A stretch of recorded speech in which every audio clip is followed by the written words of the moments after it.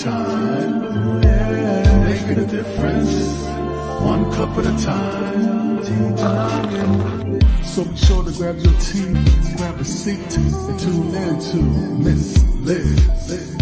Tea time, making a difference, one cup at a time, tea time, yeah. Tea time.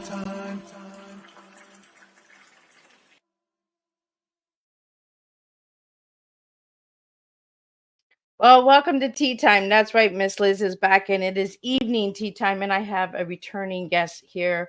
Bob Brill is here, and we're going to be talking about his new book, Lancer, Hero of the West, the Virginia Affair. We're going to be talking about that. We're going to be talking about a bunch of other stuff, updates, and all that good stuff. We're just going to sit back and spill a good, strong cup of tea with all of you guys tonight. Tonight's tea is true, enlightened, and assist. That is the 3 words that Bob has given me. But before we get started, we're going to get you all over to Miss Liz's YouTube channel, ring that little doorbell so you can tune into these tea times in the morning, afternoon, evening, catch the replays, leave your feedback, comments, and all that section. Reach out to the guests as well. So let's get started with disclaimer and a little bit of on Bob, and then we're going to get Bob in here and we're going to spill some tea together. Disclaimer for Miss Liz's Tea Time live show. Miss Liz myself is going live using StreamYard. Before leaving a comment, please grant StreamYard permission to see your name at StreamYard.com. Please be advised that the content brought forward for any Tea Time show hosted by myself, Miss Liz, is always brought forward in good faith. However, may bring forward dialogues and opinions that are not representative of my platform. The facts and information are perceived to be accurate at the given time of airing. All Tea Time guests and audience participants are responsible for using their good judgment and taking any action that may relate to the discussion. The content brought forward may include discussions for some where they may be emotionally at risk. It's significant to know that the show is engaging in discussions forums only to offer, inspire awareness and connection, and is not providing therapeutical advice. If you have any questions about the disclaimer or the panelist discussion, you may freely contact me, Miss Liz, through my email at bookingmissliz@gmail.com. Moving forward, should you choose to voluntarily participate in tonight's show in any aspect, I myself, Miss Liz, welcomes you. And should you decide that the show is not made for you at this time, I respect those wishes and will see you at a later show at a later date and time. And again, all Tea Time shows are done on Thursday, 3 p.m. and 7 p.m. Eastern Standard Time, unless it's a surprise, rescheduled, or a special tea time that happens on Monday, Tuesday, Wednesday. So now a little bit about my guest. Well, who is Bob? Well, Bob is a returning guest. He was on here last year for when we talked about the tattoo murder. I believe we were talking about that in the back. So we're going to talk a little bit about that again tonight, just to give you a refresh on that. Bob Brill is an award-winning journalist, author, filmmaker, and writer. For decades, he's been one of the voices of KNX News Radio, the all-news radio station in Los Angeles. In his long radio career, spanning more than 50 years, he's covered some of the biggest stories in the world. As an author, he has written and published 16 books, and as a screenwriter, he's written approximately 20. A native of Pittsburgh, PA, Bob got into radio to hopefully follow his beloved Pirates as well as the Steelers and Penguins. And while he never did play-by-play for those teams, he was able to cover local teams during his radio career. He writes a popular sports column, Baseball, in the 1960s, and did a 6-year stint as a co-host of Kramer and Brill. It was a podcast with former NFL quarterback Erik Kramer. Bob has option one script and his book, Fan Letters to a Stripper, which led to the script Major League Stripper. It's based on the lives of former Berkeley Queen Patty Wagland. I didn't say that word right. And her Major League pitcher husband, Don Rudolph. While he never met them, that he knows of, his childhood crossed paths with them. Bob is constantly working on to improve his craft, which can be seen in his Lancer, Hero of the West Western novel series, which is now up to 7 books. There will be 10. He is currently working on several screenplays. Several screenplays and books, which keeps him very busy while working at the radio station. Bob is married and lives in Los Angeles County. Let me get Bob in here and let me sip on my chicken soup because Miss Liz does have a cold. Welcome, Bob. Burlesque. Burlesque. My tongue, man. I'm telling you. You know No, what? I need a that's little bit okay. of burlesque dancing, I think. Oh, there you go. You could always say the word burlicue too.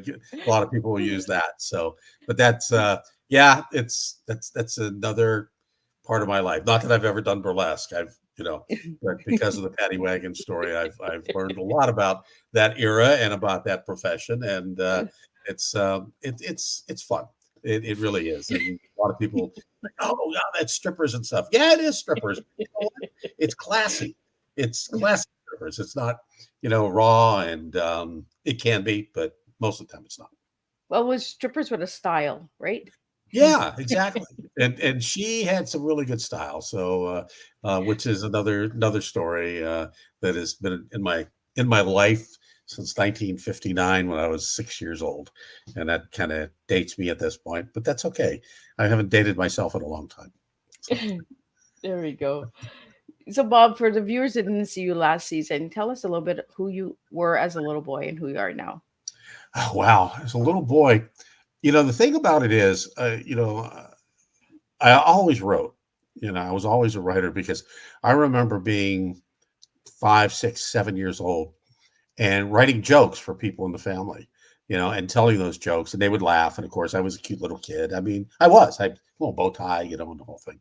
And they would laugh. And of course, you get the laugh and the applause. That's what you want, and, it encourages you. So I've always been a writer, and I always did a lot of reading, and I've always told stories. I've always been a storyteller, which is more of what is, I guess, I'm about than anything. I mean, whether it's just telling stories at work, or whether it's on the radio, telling news, reading news stories, or that kind of thing. But I always, from the day I picked up a baseball glove or a baseball, that's all I really wanted to do, outside of telling stories, was I wanted to play baseball. And I figured that's what I wanted to do as a career. And at some point, obviously that didn't happen. And which is, like anything worth doing, it's really tough to do, and break in there. But in the fifth grade, Mrs. Dunn at Melvini Elementary in San Fernando, California, had us write an essay of what we wanted to do when we grew up. And I wrote a story about how I wanted to go play for the Pittsburgh Pirates. I was going to go graduate high school, drive to Florida, try out, and I was going to be signed on the spot, right? And she says, okay, that's all well and fine, but what's a backup? What's your backup? And I said, backup? What's a backup?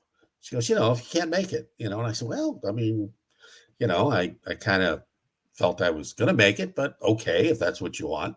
And so I thought, and I said, what would keep me close to baseball? I mean, that's what I wanted to do. And I thought, well, play-by-play, and I love play-by-play. I used to listen to my favorite play-by-play guy, and that was Bob Prince of the Pirates. Later on, obviously in Los Angeles, you listen to Vin Scully, who has also since passed away. And those are two of the best, probably out of the top 10 of all time, as far as radio play-by-play guys. And so that's what I decided. And right out of high school, I went to broadcasting school, and I was going to San Fernando Valley State College, which is now Cal State Northridge. At the same time, I had one class just to keep my, so I could say I was going there. And in 4 months of broadcasting school, I graduated, and I went to work. I never went back to college. And so I've been working basically ever since. That was 1972. So it's been 52 years since I got my first job, and I've been working in radio ever since, doing something while doing other things at times too. And but yeah, and that's kind of where that was. I did get to do some local play-by-play. I never got to do, I did college play-by-play and local play-by-play in Fresno, but I never got to do a professional sport, which is what I always wanted to do. And at this point, it's not going to happen. So, unless I get invited to the booth because I sold a screenplay that won an Academy Award and I happen to be there, and they're going to find this out and say, well, you want to call a couple of innings? You want to call it an inning? Yeah, sure. I'll call it an inning. Why not? So that's my only hope of doing that at this point in my life. So, Bob, I want to get into the baseball because I just had Claudio Resino on, and he was a baseball scout. I want to get more into this baseball because we didn't Sure. talk about baseball the last time we were together. So I don't what think we did, did. Yeah. tell me a little bit more about this baseball. I know you do some card collecting in that as well, don't you? Yeah. Well, I've been a card collector since I was 6, and I became a dealer and owned a baseball card store in Ventura in the 90s. Had it for 13 years, and while doing radio at the same time. And I still buy and sell. I deal mainly in vintage, anything before 1975. Really, I don't really deal in anything since then, unless it comes up and just happens to happen. But and I sell on eBay under the name Brill Pro, which is my company, Brill Productions. So, and I have an eBay store, and I've got thousands of things to put up there. I've got 500 up there now, and they sell, occasionally. If I make 4 or 5 sales a month, that's pretty good. But as far as I write, of course, as you mentioned, the weekly baseball column called Baseball in the 1960s. And I created that because, to me, that was the last great era of Major League Baseball. Oh, 1969, the Pirates won the World Series in 60, and my hero, Bill Mazeroski, was the hero of that series. And in 1969, the end of the decade, is when we went to divisional play and then interleague play. And to me, that, as a purist, that ruined it for me. I mean, I still follow it, obviously, and I'm still into it, but it ruined that part of it for me. And so, to me, the 60s was the last great decade. And the things that guys did in the 60s will never, ever happen again. I mean, Koufax and Marichal and Gibson, those guys were pitching 300 innings a year. oh, And wow. now, if a guy pitches 160 innings, that's a lot, because they limit their pitchers, because the guys throw so hard. Everybody throws 95 miles an hour. And back then, if a guy threw 95, that was a lot. He may have, but we didn't have the guns and radar guns and things like that to determine that like we do now. And of course, everything was broken down and changed with Bill James and his analytics, which I love Bill James. Don't get me wrong. But his analytics were just changed the game drastically. Now, in 1967, 1966, the Pirates were looking, they had just changed managers. They were looking for a manager. And as a 13-year-old, I wrote a letter and applied for the job. I still have the rejection letter they gave me. I still have it. You tried, right? Yeah, it was great. It's in my files, and I there's proof that I actually applied for manager of the Pirates. And I, at the time, thought of using computers long before Bill James did. And now I sort of regret that. I kind of, computers, yeah, for some things, but really, baseball is like anything else. And I've written a book called Beating the Slump, and it's just like a 35-page book that's on Amazon for like $6, and it talks about breaking a slump and how to do it, whether it's a golf swing or whether it's a baseball batting swing. And it came to me through a man who I dearly admired and became friends with, Sid Thrift, who was the general manager of the Pirates during a stretch of the 70s, and who we talked a lot about baseball, obviously. And I created a book about focusing when you're in a slump, to take batting practice or take golf swings from the opposite side of what you normally do. And you don't try to drive it or kill it, you just try to meet the ball. And it helps refocus your brain. It's nothing about left brain, right brain. It's none of that, but it helps you refocus. And the whole thing about hitting a round bat, taking a round bat and hitting a round ball, moving at 75 to 95 miles an hour or more, is all about focus. And same thing with hitting a golf ball. You have to focus. There are certain mechanics that are important, but if you can't focus on doing that, forget it.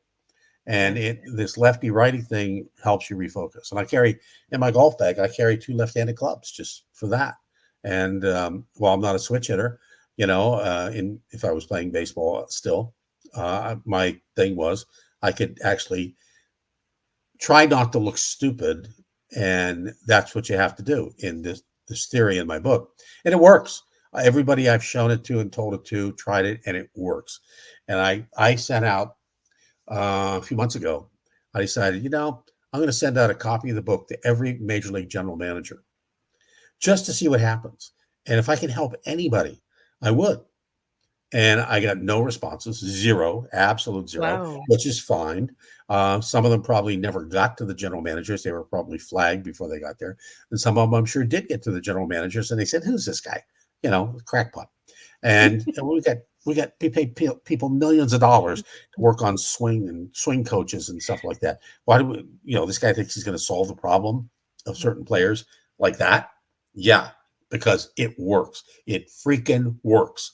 And if I didn't have the backing of Sid Thrift on it, because it turns out they used to teach this very theory at the Kansas City Royals Academy, which only lasted a few years, and Sid was head of that academy, and it's something they used to teach there. So I'm not a crackpot when it comes to this, and I know it works, and I know people believed it worked at one point, and I've seen it myself and worked on it myself. So that's another side of Bob Brill.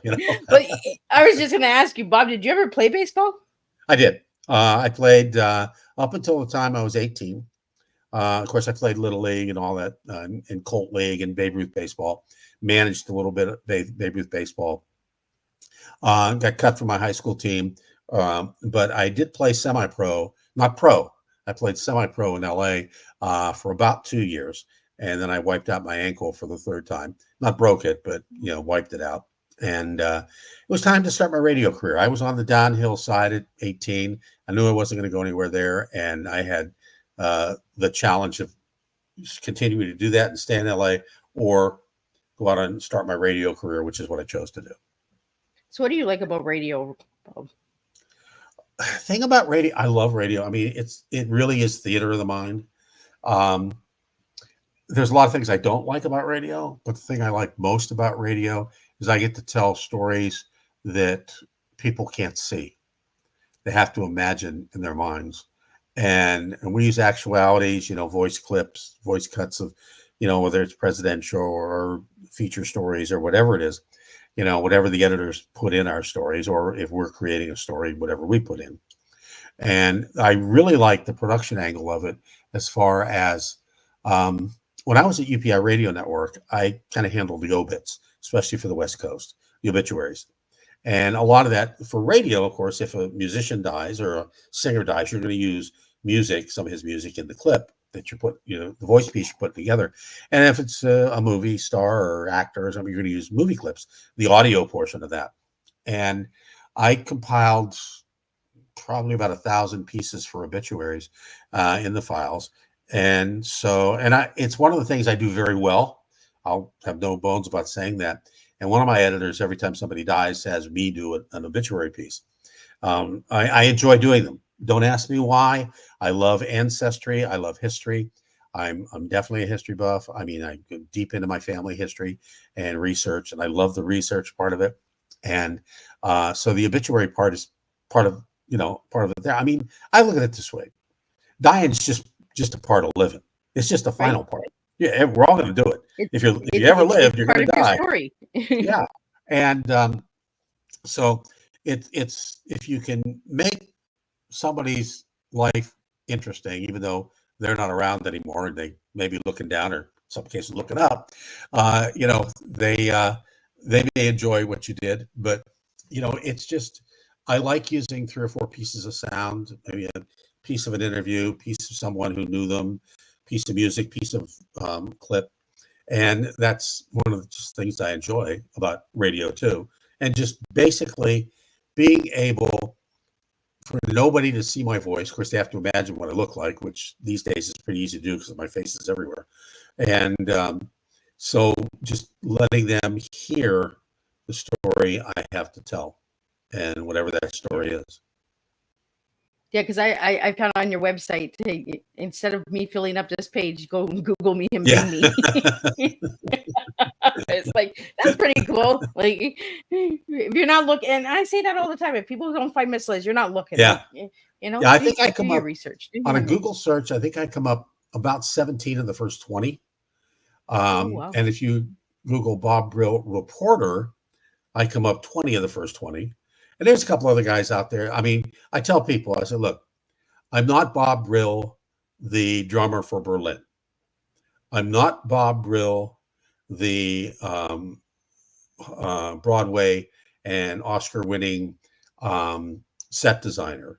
I'm not Bob Brill, the IP attorney in Chicago. And you better believe I'm certainly not Bob Brill, the bodybuilder. That guy, it's like, whoa. Well, it's pretty cool when when you do Google your name and you see all these different faces, right? You're just like, oh, Mm-hmm. Yeah, because I do that every 30 days. I check, I Google. It's not what things. I do. What's that say about us, right? Yeah, right. Where am I? Where they got me now? Where are they sticking me now? When my ego isn't big enough, I got to go search myself. But it's also a good way to see if anybody is using your name in that as well, right? That's true. That's true. Especially now with AI and voice work, because we just signed a law, or Governor Newsom signed a law in California just this week, that no one can use AI to recreate your voice without your permission.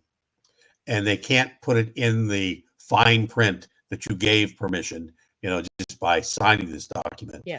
And it's really important because, I mean, obviously Hollywood is in California, and it's the second biggest media place in the world. So, I know people that their voices have been used. I mean, you could do it for free. You go to a website. It's what's called something Blast. Can't think what it is right now, but you can go there, and for free, you can get voices, or you can go and create a voice. And it's too easy to take my voice right now as I'm speaking to you and take that and then recreate it and slip it in some commercial somewhere and not pay me. Yeah. And just that infringement is really, really scary. And AI is moving so fast that it's just unbelievable. And I'm surprised that, well, I'm not surprised at how fast it's moving. Yeah, it's moving pretty fast. I know that I heard Randy Travis, and I know that he had a heart stroke and he couldn't sing. Mm-hmm. And he's got a whole new album out there with using AI and voices. And when I first heard the song, I was like, oh God, he's got his voice back. He's back. Randy's back. And then I found out that it was through AI. I was like, wow, I don't know if I like that. Yeah. Well, it's like what they did with Christopher Reeve. I mean, he comes out walking out at the Oscars, and first of all, he's been dead, and before that, he was, incapacitated, just totally disabled. And what you can do with this medium that we have now, that is just everybody has, and pretty much in the world, with few exceptions, it's phenomenal, and it's only going to get more powerful. Yeah. So, Bob, I want to go back to the book that we talked about last season. We talked about the tattoo murder, and we talked about it a little bit back before we went live. So, do you want to share a little bit about that book, and then we'll get into the Lancer? What part do you want me to share? Everybody, buckle up. Well, I decided after writing some Westerns and some other books, I wrote a memoir about baseball and my childhood, and which is a relationship book. And I wrote another couple of books, two nonfiction. And I decided I was going to write a crime novel. I really wanted to write a crime novel. And I wanted it to be racy. And so I created a character by the name of John Potenza. It's called The Tattoo Murder. And he's a different kind of cop, old school, living in Ventura, which is where I was when I was writing the book. And because it's an old school community, and it's on the beach, and it's not as expensive as Santa Barbara by far. And it's just a great place to live. And I knew Ventura because I partially grew up there, but excuse me. And so I decided to set it there. And Potenza is my grandparents on my dad's side family home in Italy. the city of Potenza in the province. And so I gave him that name, and I made him Italian American, which I am. And I drew a lot from my past, and excuse me again, and used a lot of that. My wife tells me that she finds a lot of me in the book even today, and which is kind of scary based on what I'm going to tell you next. So I wanted this. Buckle up, guys! It's coming. I wanted this to be a racy novel. So, and John Potenza is sort of like a local James Bond. He has a lot of women, and he has his main squeeze, and which, by the way, isn't me. Never was. I don't know if that's fortunate or unfortunate, but so I wrote the book, and I guess I wrote the sex too well. I write sex very well. I really do. And somebody asked me recently, well, how do you write sex very well? And I said, I just go back to when I was a 13-year-old and let my fantasies run wild. But so I took the book once I finished it, and I gave it to my daughter to read. And she didn't read very much of it. And she goes, I can't read this. My dad wrote this. Dad is too sexy. There's too much sex. And it's like too graphic. And I said, really? Serious? Mm-hmm. And so then I gave it to my sister to read. And same thing, oh, I can't read this. I can't read this. So I took the book and I set it on the shelf, and for 10 years. And I had a psychiatrist friend. No, she wasn't my psychiatrist. She's just a dear, dear friend of mine, and who happened to be a psychiatrist. And we're talking. She read it, and she goes, Bob, I love this book. You've got to get this out there. This is amazing. I love it. And it's like 330 pages. And I said, but Doc, I mean, she goes, no, just clean it up and, do whatever rewrites. Clean it up. And get it out there. And so I finally did. I rewrote the book. And basically, the book is the same as it was, except I toned down the sex. I really did. I didn't get as graphic. And the thing is, I set out for it to be a book that women would enjoy. Well, guess what? I didn't know what women would enjoy, and I'll say that right now. Well, some women might. I don't know. I'm not a woman, so it does, And when I showed it to a publisher friend of mine, Jimmy Christina, who has now passed away, Jimmy loved it. He says, Bob, I'll publish this right now. He said, this is great. I love this book. He said, I love it. I love it. And I said, okay. And that's how it happened. The interesting thing, which I usually don't tell people, and I'll share with you, is in prepping for the book, I went around town with a camera, and I went to all the spots that I knew where the scenes in the book were going to take place, and happened to find a woman there, whether she was relaxing on the beach or she was just, having a cup of coffee at a Starbucks or something. And I walked up to them and I said, look, I'm not a pervert. I'm not a weirdo. I'm writing a book, and the book entails a detective who has a lot of women, and I'm trying to get some ideas. And your picture, I'm just asking you, please, could I just take a picture of you? And I don't want to see your face. I want your face turned away. But I want to see, a shot of you, whether you're sitting, standing, laying, whatever. And it won't be published anywhere. That you have my absolute promise. And it never has been. And never will be, by the way. And every woman I approached, there was like 6 of them, said, okay. And one woman said she was well endowed and was wearing a kind of a low-cut top. And I said, I'm going to see that. And she said, yeah, okay. And I said, all right. She goes, by the way, I've had stranger questions. I've had stranger questions before, but I've never had this one, And I said, okay, that's fine. And but it was interesting that every one of the women allowed me to take those pictures, and I did use that in my some of my descriptions of the women that he dates and has affairs with, and or who help him as well. And he has an Italian American family in Ventura. His mom was a sort of a war bride, later on war bride, and his dad was a military man. They're both there, and his sister, who runs a beauty shop. What else does a Italian American sister do? But she runs a beauty shop or a restaurant, and this one runs a beauty shop.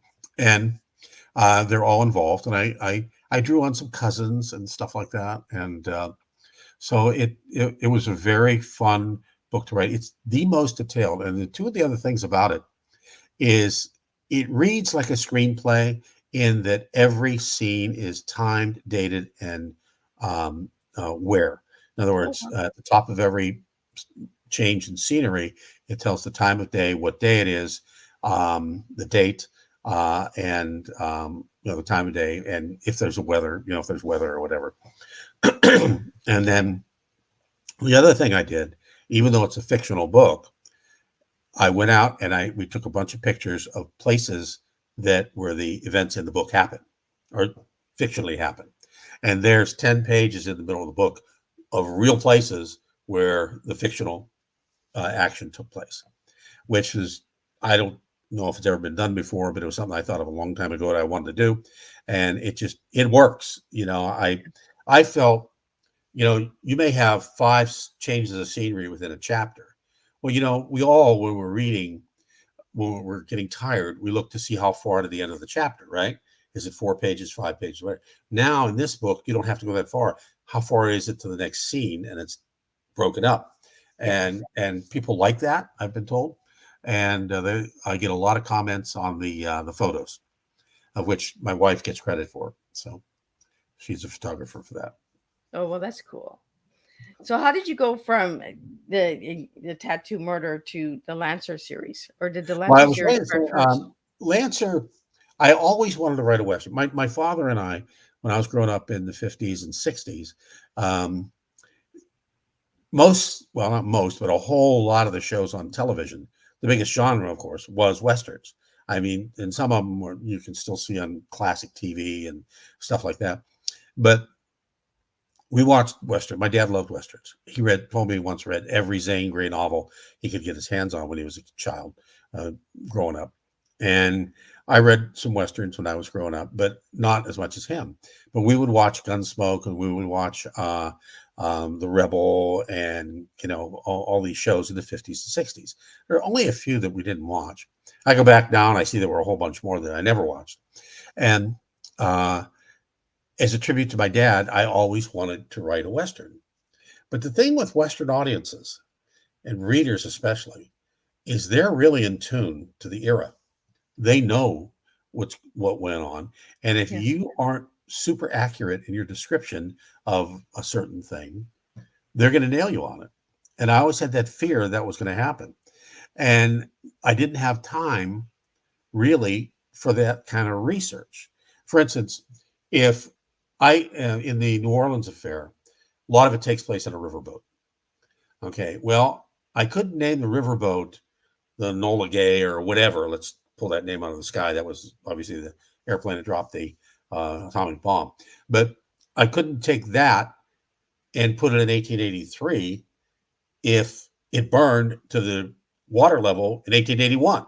Yeah. And if I wrote that, Western readers would pull that out, and I'd get emails and whatever, and bad reviews and whatever. So I was always nervous about that. But with Google and now AI, the research is like that. I actually, excuse me, one book one of the Lancer books, I think it was Broken Bow, the one right before the Virginia City affair. Broken Bow, I had to figure out train schedules. And I literally, on Google or through Google, I found train schedules for the time. Oh, and wow. I had to make sure that I couldn't take the train into Broken Bow because the train never went to Broken Bow. So I had to have Lancer get off at some nearby town, take a horse and get to Broken Bow. And those are the things you have to really be concerned about when you're writing a Western. And once that came along and I figured that out, I said, okay, I can do it. And I wanted to write a series. I just didn't want to write a one-off. I wanted to create a character. And I spent weeks trying to come up with a name. And I wanted a royal name. And I came, I mean, Have Gun Will Travel, Paladin was a royal name. There was other ones, King, Queen, whatever. They were royal names. And I wanted to call him by one name. And each book, more about his past, is revealed a little bit. And in book 10, which would be the final one, I'll tell the whole story of his past and who he is, who he was, family wise and everything. And of course, it's all created, but and I already have it in my head. But so what I did with that is I lost my train of thought. That's okay. Let it slip. And so that's important as far as the research is concerned. I think that's the most important thing as far as Westerns are concerned and that genre for sure. So how do you get the subtitles for your Lancer series? Well, they're all the Something Affair. And I literally stole that from The Man from U.N.C.L.E. Because Man from U.N.C.L.E. TV show back in the days with Napoleon Solo and Ilya Kuryakin, which was Robert, I can't think of his last name, and David McCallum. So I every one of their episodes was the Something Affair. And it could have been the Budapest Affair, it could have been the Two Gun Affair, or whatever. And I thought that was a way to do it. I didn't want to just give it a subtitle, because that's today's world, especially almost every book has a subtitle. And growing up, it was just the opposite. And so I said, okay, I want to make it the Affair. That works. So, and since Lancer is a good guy gunslinger who works out of Tombstone, at the height of Tombstone, in the early 1880s, he goes elsewhere to solve crimes or help people or whatever. And he's a wealthy guy, so that's not a big deal. And so I have him go, if I have him go to El Paso, it's the El Paso Affair. If I have him go to Broken Bow, Nebraska, Wyoming or Nebraska, I have him go the Broken Bow Affair. And the Virginia City Affair is obviously northern Nevada, where the Comstock load happened. Of course, this is after the Comstock load, so it's that's referenced a lot, but that's about it. So, Bob, did you know right from the get-go that you would have 10 books in this series? I would have, because I was writing one a year, and the idea was we used to have the Cowboy Festival in Santa Clarita every year, which is a suburb of Los Angeles, and it's in LA County. And that's where I met Jimmy Christina, and several other people who I still know very well. And they'd set up what was called it was a tent where all the authors were, the Western writers. It was all Western writers, brought together by a lady, Bobby Jean Bell. And each year we would all join her there, and for 2 days we would have the book, that part set up for authors, and people would come by and buy our books, or we'd do signings and whatever. And it was a really nice opportunity and a rare one to do something like that. But turned out that every year, bar none, it happened on the same weekend as the LA Times Festival of Books, which if most readers are going to go to that. And we always got a decent crowd. We just never had the kind of numbers that we would hope for. And so this last year was the last year. First year they didn't do it. So, and it was just something the city of Santa Clarita chose not to do this time. And it's always been a fun thing to do. But that's kind of where that started. And I decided we were going to do it every year. I'd write a book every year. And I would start writing in December, have it published by March, and the festival was always in April. So I would have a new book for April. And that's no longer. And then COVID hit, and we didn't do it at all. And so I took a couple of years off. But yeah, I would think I would probably be in number 9 or 10 by now. Oh, wow. Yeah. So, Bob, during COVID, did you do any writing at all? Yeah. I worked on some screenplays. trying to think what else I wrote. I did because I had some time, but to be honest with you, I was working like 5 days a week during COVID. Rather than, most people were not working at all. I actually, because of the coverage we gave to, since we're an all news station, the coverage that we gave to COVID and the fact that some people were no longer there, and the way that everything just worked out, that I was working 5 days a week instead of 4 days a week.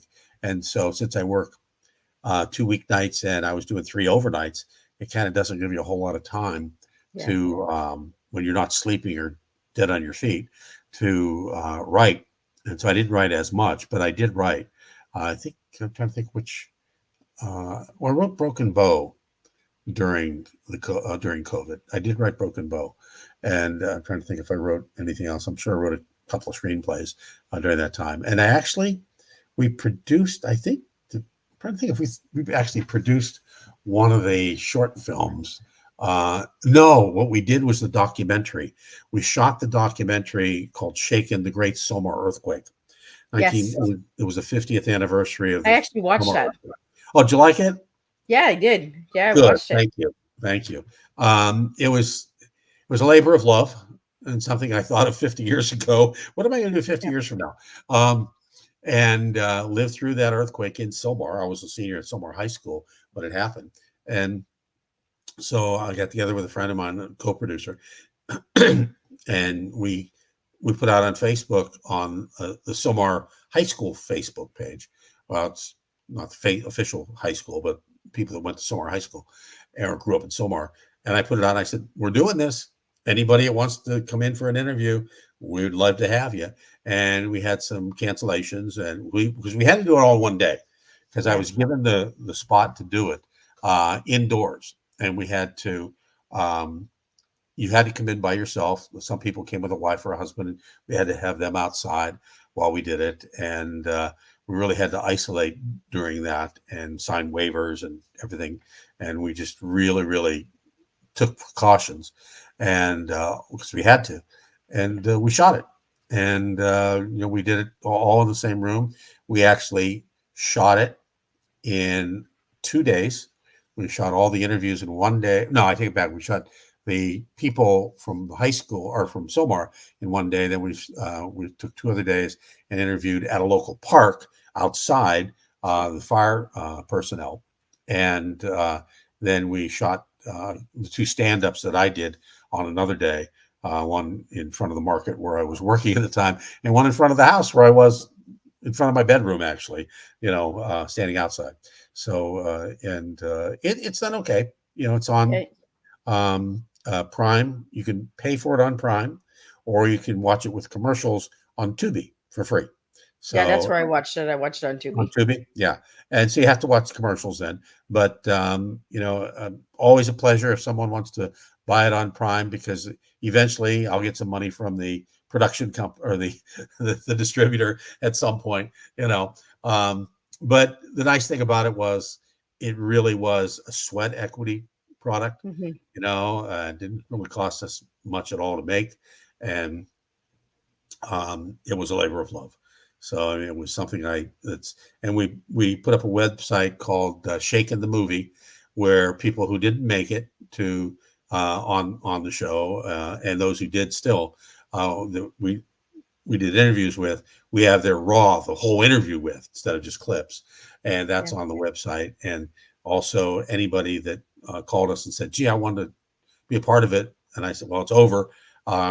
You can do a 3-minute clip and load it to the website, or send it to my email and I'll load it to the website, and just give me 3 to 5 minutes and you talking into your phone, and I'll post it." And it's been good. The website's going to be there for a long time, hopefully. Yeah. And people could still go back and see it and watch the video through like I said, Tubi and Amazon. Yeah, no, I really enjoyed it. You did an awesome job on that one. Thank you. So, Bob, I want to get into your tea, because you gave me true, enlightened, and assist. So why those 3 words? True, enlightening, and assist. True would be the journalistic side. I mean, you have to be true to your craft. You have to be someone who is credible. You have to be credible. I mean, especially when you're writing fiction. Yeah. You know, I had a friend of mine say, I told him, I said, writing nonfiction is so much harder than writing fiction. Fiction is easy to write. He says, yeah, because you can make stuff up. He substitute a different word for stuff, but outside of that. And so, you have to be true, and the true means credibility. Enlightening to me is I don't think of how I want to put this. Fresh. Okay. And always being fresh. And even though you may be doing something that's formulaic, where it's similar, but you always want to freshen that up within itself. In other words, never do the same thing all the time, but always do the same thing all the time, but be fresh about it. Always add new elements, always make it so that whether it's the reader or the viewer or just people you're talking to, of making it more entertaining, and so that they want to watch it. And assist is, that's an easy one. Always listen to someone else, because everybody has advice, and some people's advice, whether they're good at it or not, is really good. And some people's advice, whether they're good at it or not, is terrible, but you have to listen to it, and it's like, I don't want to get into politics, but it's like in our country, we're so polarized right now because we don't listen to each other. Yeah. And it's difficult. I find it difficult for the side I'm on, which I won't explain. But it really is difficult, and you have to, that's the way things work. I mean, I know we were talking ahead of time when you submit a screenplay, you may have 10 eyes on it, and every one of them is going to miss one thing, one misspelling, and it's going to get slipped by. A manager I'm working with now the first thing he said to me was, you can have 10,000 eyes on it, of course, Bob, and you're not going to catch every typo or wrong word, and I'm terrible with there, and there, and everybody says I don't know, I don't even know what a comma is, but when I write news stories, I do, because they have to be brief and they have to be, it's like when you teaching writers of news stories, it's a totally different animal, because you have to be brief, and it's like you said in the first line what it was. You can't repeat it because you already said it. You're trying to be brief, and so I think those are the three things that I would put out there as far as those three words that I gave you. Well, I always find it amazing on the words that my guests give me, because you just never know where it takes you, right? I didn't think I would get fresh for enlightened, but it is a fresh new day, right? Yes, it is, and you'll be enlightened all day. So, Bob, do you have anything coming up that you're working on? Any films, screenplays, or anything like that? Yeah, I do. I just finished. I had to rewrite a screenplay. I don't really do horror, and horror is the easiest genre to sell. Oh. And I've written 2 scripts in my past that could qualify as horror/thriller. They're not slasher films. I wouldn't do those. But when I hooked up with this manager, he asked me if I had any horror films, and I told him I did, and I told him what the 2 were, and he asked for the 1. And I had, to be honest with you, I hadn't touched it in 10 years. I had not touched it, and I needed to get it to him fast, and I should have spent a whole lot more time cleaning it up, rewriting it, and going through, because I'm a much better screenwriter than I was 10 years ago. And he came back and said, blah, blah, blah, blah, blah. I said, give me a second chance. Give me a week and a half. He goes, okay. Because he said, I love the idea. But the mechanic, I said, just hang on. I rushed it. Give me a second. He goes, yeah, okay. So I went through it.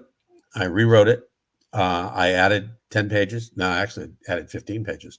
Created a couple of new characters, and let my mentors read it. They both liked it. Sent it back to him, and he got back to me pretty quickly. He said, "I love it. I absolutely love it." And he's in the process of shopping it.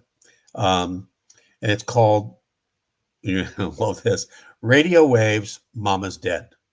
Oh.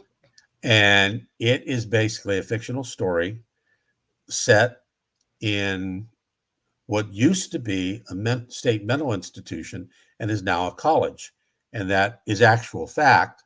Camarillo State Mental Hospital, which closed, I believe, in the 70s, late 60s, early 70s,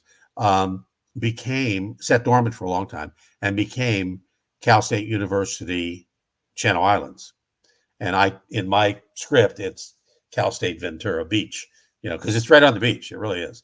And it's basically about a girl who's now 18, entering that college, who was there as a toddler and didn't know it when her mother was committed there. Oh. And it goes back and forth, and there's a reincarnation of the mom. And the key to it is the woman who was the administrator when it was a mental hospital is now the administrator of the university, and her and a local cop ran a prostitution ring out of the mental hospital. And that's about where I can leave it. And how all that comes around. And the Radio Waves, there's part of that in there too, because the girl's boyfriend is a local disc jockey. Oh, well, look at that. Things happen at the radio station. And it's sort of a ghosty thing, but it's all young people. So that's one of the keys to it, except for, 3 characters. But it's basically set in a college setting, university setting. So that is the most prominent one. I've just written first draft of another screenplay that's based on a true story set in the 1800s. That's about all I can tell you because I haven't copyrighted it yet. And I have finished the first draft of a international thriller book, which is called 5 Seconds to Die. And that is in front of the agency. And hopefully, once they get back to me on that, they get the first 20 pages, see if they want to go further. And I think they will. I actually wrote the book to be a movie. And let's see what else. There's one more too. I did write a children's book, but we did talk about that before we went live. I wrote this children's book on a story I wanted to tell on some teenagers in a small town. And it's a fun book. It's a teenage thriller. And it's about three friends, of course, 3 friends. What else? 2 guys and a girl. And it's a really fun story. I will be honest with you. I wrote it in 48 hours. It's about 65 pages, I guess. And my current publisher doesn't really, they've streamlined. They don't do children's or YA books. And this is, young teenagers. So until I feel like I want to check out another publisher and that kind of stuff, and I get some of those other things off my plate, I've set it aside.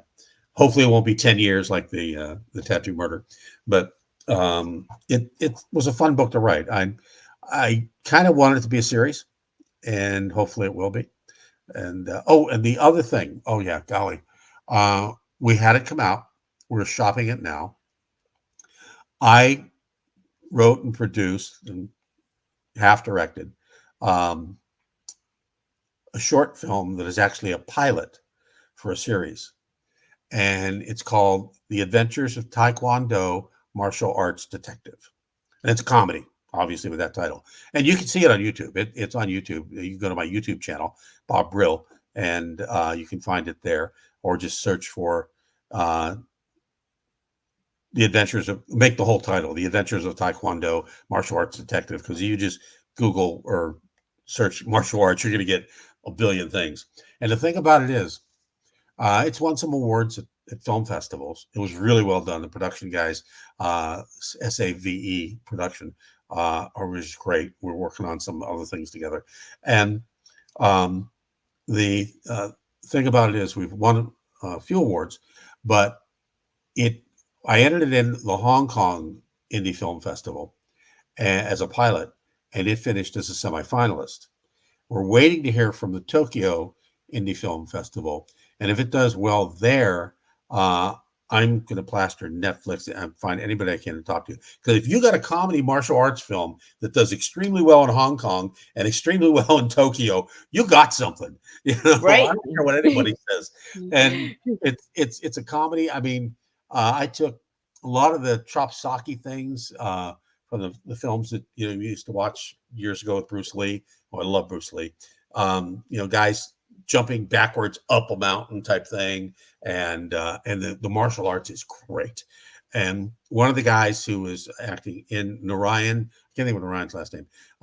His first name is Narayan, was also in Everything Everywhere All at Once. He had a bit part in that as a kung fu guy, and he was great in this. I mean, he played up the comedy really well. And and I know they're using him a lot in their other short films that they're producing. And so it's out there. You can watch it. Please comment on it.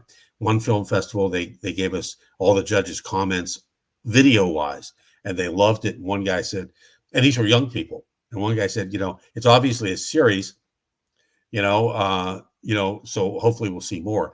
And if you watch it, stay to the very end after the credits, because the concept is we have Stan Vang, who's the star. He's the martial arts detective. We have him giving a martial arts lesson. It runs about a minute. And at the end, that's the key, is one of the keys, is at the very end, Stan gives a lesson of, something. He starts out this one with kicks. And so it's really a good concept. I know we have something. Hopefully, keep your fingers crossed that this one's going to, find a place somewhere in Hollywood. So, Bob, have you done any martial arts? Me? Yeah. I can't. I can barely spell martial arts. You just never know, right? That little 13-year-old boy. No, I know. Ain't gonna happen. That's a capital AIN apostrophe T. Ain't gonna happen. So, Bob, I asked you what your favorite color was, and you gave me the color blue. Why blue? My favorite color, blue? Yeah. When I was a kid, my favorite color was red. Well, look at that. You changed. It became blue. It became blue a long time ago. And I don't really know why. I think I find blue pleasing. It sort of highlights stuff. It doesn't yell at you. And to be honest, the last 3 cars I've had have all been midnight blue, and I like all forms of blue. And if you're looking at, like, I'm looking at 4 things on my screen now. Well, I take it back. There's about 12 things on my screen now that are blue. And it's always very pleasing to me. And it's not offensive. It's not blaring at you. It's not, it doesn't take on a personality of its own, like yellow or gold or silver. I mean, the things you identify with. It's sort of calming, and I guess that's why I've always liked it. And as a kid, I was more aggressive, so red was there. But blue was all for decades, easily most of my life. Blue has been my favorite, and you can even see on my glasses there's blue. That's because I'm wearing computer glasses, right? So they're blue. So, Bob, any final words before we wrap up tonight? Aside of thank you, let me think. I think I always tell people that the world is a crazy place, and always keep things fresh, and remember history. We always say, you have to remember history. Well, yeah. And history is really important because, even today, why don't we remember what happened 100 years ago or 50 years ago? Because we're so wrapped up in the internet, stuff like that, where all the history is there. Anything you want to find in history, and because history teaches us something. So, it's like, be a student of history. Don't be a victim of it.